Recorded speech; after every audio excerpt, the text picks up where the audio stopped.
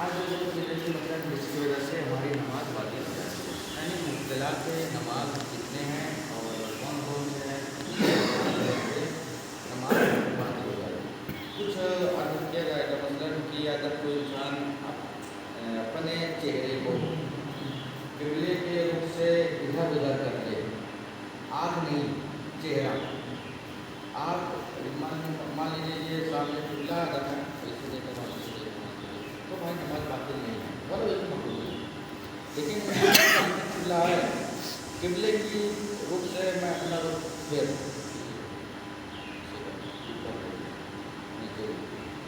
نیچے دیکھنے کے لیے آپ کی نماز باطل نہیں ہے، لیکن دائیں طرف بائیں طرف اور مستقبل اوپر دیکھنے سے آپ کی نماز باطل ہو جائے گی۔ کوئی ایسا کام انجام دینا جس کی وجہ سے آپ کا آنکھ کا مطلب ہے کہ سامنے رکھیں کہ وضو یا غسل باطل ہو جائے۔ تیسری چیز یہ کہ نماز کی جو ارکان ہے اس کو جان بوجھ کر کم کر دینا یا جان بوجھ کر بڑھا دینا مستحبات نہیں، مثلا تکبیر احرام، نیت، قرات، رکوع، سجود، موالات، پیر در پیر انجام دینا، پھر اس کے بعد یہ سب چیزیں جو ہیں اگر اس کو کوئی انسان جان بوجھ کر کم کر دے رہا ہے، مطلب سوچ رہا ہے کہ چلو سجدے دو ہیں ایک انجام دیا جائے، ایک ہی رکوع ہے چلو جانے سے کوئی بات نہیں، رکوع ہے، کیا ضرورت ہے دو سورے پڑھنے کی، ایک ہی سورہ پڑھا جائے۔ تو اس سب چیز کو کسی بھی چیز کو ارکان نماز میں سے جو زیارت ہے اس میں سے کم کر دینا یا اس کو بڑھا دینا کہ جس سے نماز کی صورت بدل جاتی ہے، تو اس کی وجہ سے ہماری نماز باطل ہو جاتی ہے۔ اور ایسی چیز جیسے کوئی اگر انسان کسی کو دیکھے اور وہ یہ نہ کہہ سکے کہ فلاں آدمی نماز پڑھ رہا ہے،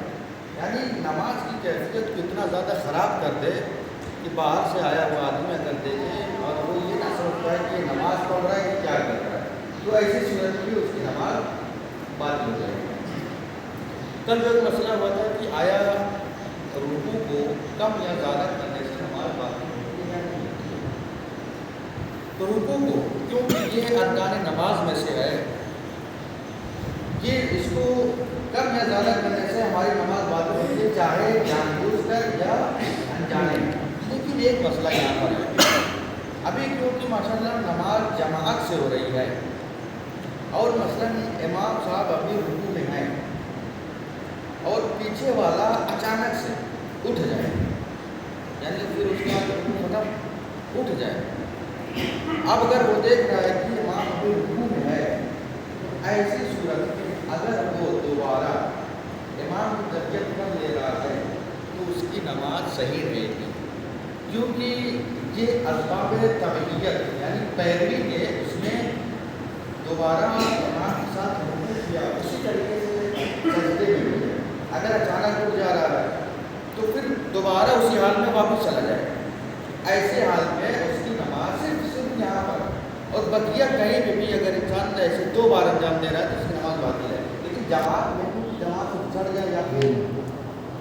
آگے بڑھ جائے تو ایسی صورت میں اگر وہ جماعت سے متصل ہو جا رہا ہے فوراً تو اس کی نماز باطل نہیں ہے۔ یہ ہوتا ہے جماعت کا فائدہ، اور وہ افراد جو اطراف ہے جو نماز جماعت اگر ان کے سامنے ہو رہی ہے یا جان میں نماز ہو رہی ہے تو جماعت کو جان بوجھ کر ترک کرنا جائز، یعنی گویا اس طریقے